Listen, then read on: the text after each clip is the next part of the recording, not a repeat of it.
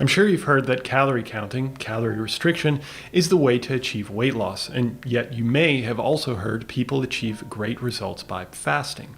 Well, in this video, I'm going to offer you a science-based, data-driven answer to which is better for weight loss, fat loss, as well as by how much and why. I'd like to also add that the quote-unquote winner of this comparison does have one drawback that I'll point out at the end as well. Let's get into it. Learn Your Body, a science-based education. This data comes from a study I have linked for you, wherein researchers took 6 people and had them stay in a laboratory for 50 days. In this highly controlled setting, perfect for getting great answers, the researchers put people in a severe calorie deficit, only eating 800 calories, but consumed a mixed meal of carbohydrates, proteins, and fats.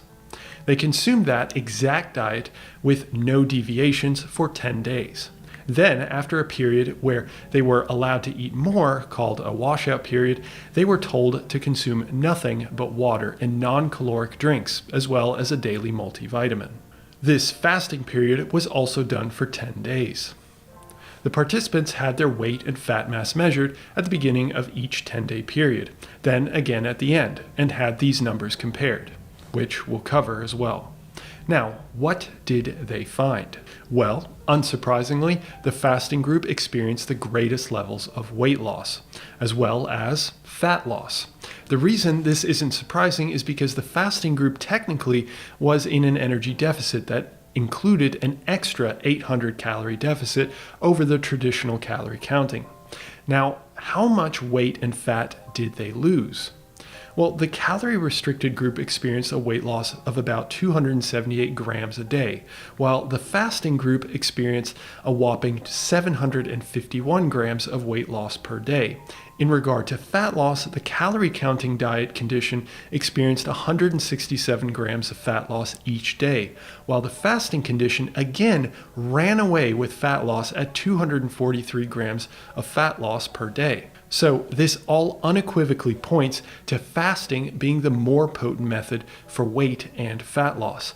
But fasting does have one drawback, according to this study. The average contribution of body fat to the metabolized nutrients for energy by the cells of the body were only 92% from fat in the fasting condition, while being 97% from fat in the calorie counting condition.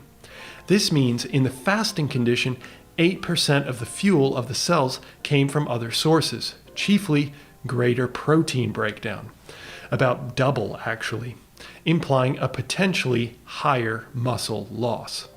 However, before we freak out, the absolute contribution was still quite low, at only 6 to 7 grams a day, so it's unlikely to be anything visibly noticeable. This does indicate that consuming some nutrients may slow weight loss and fat loss, but may spare body protein, as it may be better for long-term fat loss, assuming you're willing to wait considerably longer for weight loss. So, in conclusion, water fasting is superior for weight and fat loss if you're looking for a quick way to reduce body weight. Although eating some food, yet still in a calorie deficit, can yield slightly better relative contributions of fat loss to protein loss.